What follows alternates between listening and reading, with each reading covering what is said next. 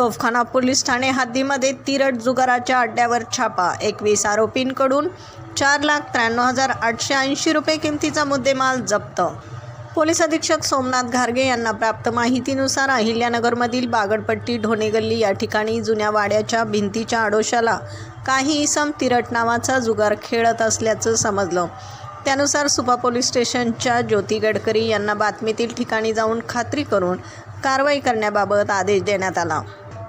त्यानुसार पोलीस अंमलदार खंडेराव शिंदे, कल्याण लगड, सारंग वाघ, गणेश डोंगरे, प्रशांत दिवटे, योगेश सातपुते, विशाल कुलकर्णी यांच्या पथकाने नमूद ठिकाणी छापा टाकलाय।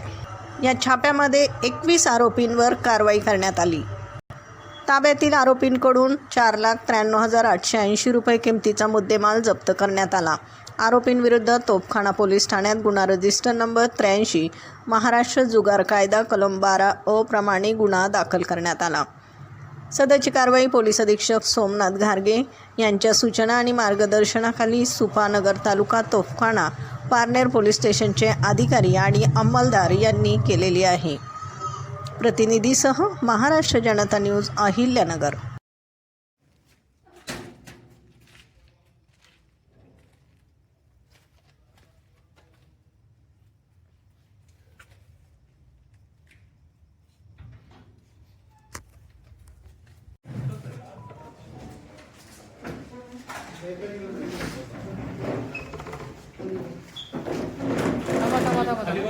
खाली खाली अजिबात आणि सगळ्यांनी फोन घेऊन द्या। दादा फोन घ्या काढून, तुम्हाला दादा म्हणते काढून द्या दादा।